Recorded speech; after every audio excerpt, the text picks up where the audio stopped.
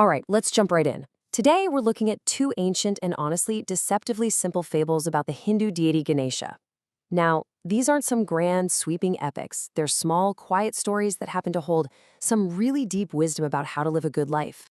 It sounds like a riddle, right? But believe it or not, inside these two totally different scenes, a humble little kitchen and a vast mountainside, are two lessons that fit together perfectly, and they're just as relevant for us today as they were centuries ago. So let's dig in and see what they're all about. So, first things first, let's talk about Ganesha. He's one of the most beloved deities in Hinduism, and you'd probably recognize him instantly by his elephant head. But here's the thing about these stories. He doesn't show up in his grand divine form. Nope, he appears in disguise, usually as a small, unassuming little boy. And this is absolutely key. See, he's known as the remover of obstacles, but his fables teach us that wisdom isn't about big dramatic gestures. It's all about how we act in those small, seemingly insignificant moments. He uses these everyday situations to show us who we really are. Let's see how he does it in our first story. Okay, so our first fable. It takes place in a small village, and it all starts with a very simple request. It's a story about a pot, some pudding, and, well, an incredible act of generosity. So, this little boy, who, remember, is actually Ganesha in disguise, shows up with just the raw ingredients for rice pudding. He goes around asking for help, and the only person who says yes is a poor old woman. She really doesn't have much at all, but she invites him into her tiny hut to help him out. Now, pay close attention to what she does next. The pudding smells amazing, and she's hungry.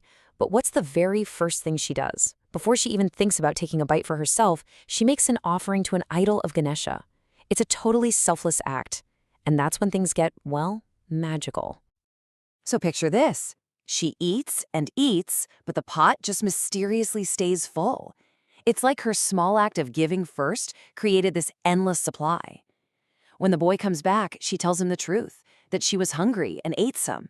And he reveals that he was the one who ate the offering she'd made, and this was his way of rewarding her for her kindness and her honesty. And the reward she gets? It just hits the nail on the head. Ganesha blesses her with health and wealth, not just because she was generous, but because she was honest too. The moral here is kind of twofold. Give what you can even when you think you have nothing, and always, always tell the truth. All right, let's switch gears to our second fable and see how this all connects.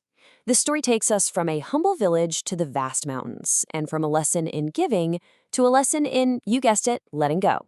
Here we meet a wise sage who has a very noble and very specific plan.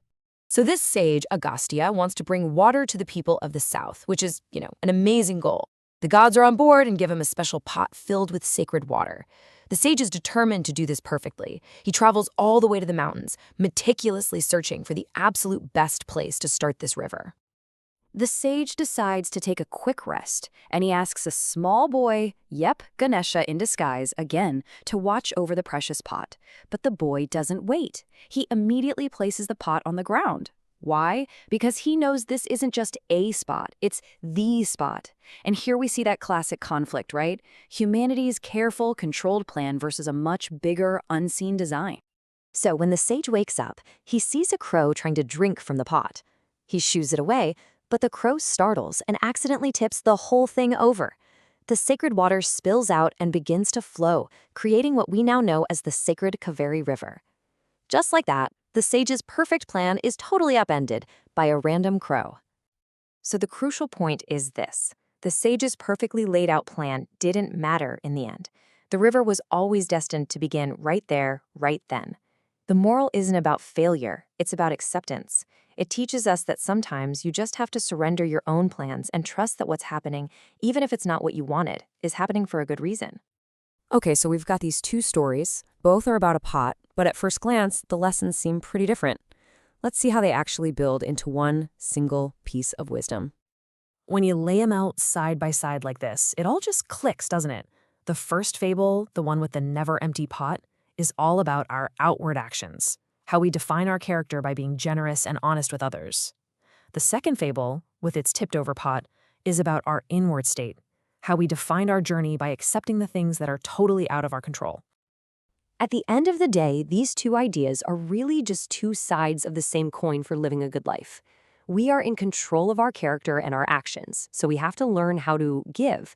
But we can't control the universe, so we also have to learn how to let go. And that is such a powerful idea to end on. I mean, think about it. We all have plans that get disrupted, right? Plans that get tipped over by some random event. But this ancient wisdom invites us to ask ourselves, what if that disruption isn't a failure? What if it's just making way for a river you never planned but were always meant to have? Definitely something to think about.